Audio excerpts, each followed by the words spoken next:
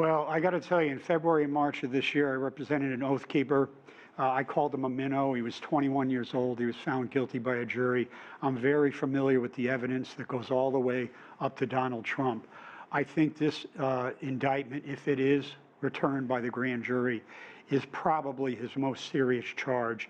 I would call it the fourth indictment. I don't think this indictment will be returned until probably mid-August. I think Jack Smith is going to wait for the Georgia prosecutor to bring her indictment.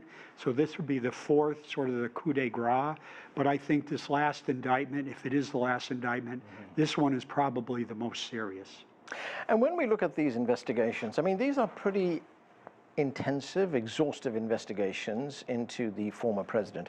How would you compare the investigations into President Trump to those into President Biden? I mean, he's facing bribery allegations. There's been whistleblowers that have been testifying in Congress as well. He also took documents away to his home at one time. What do you make of the two ways in which they're being seen? Let me focus on the documents case. The difference between Mike Pence and Joe Biden and their document case, if you will, is that they found the documents and then contacted the archives folks and said, here they are, take them back. We made a mistake.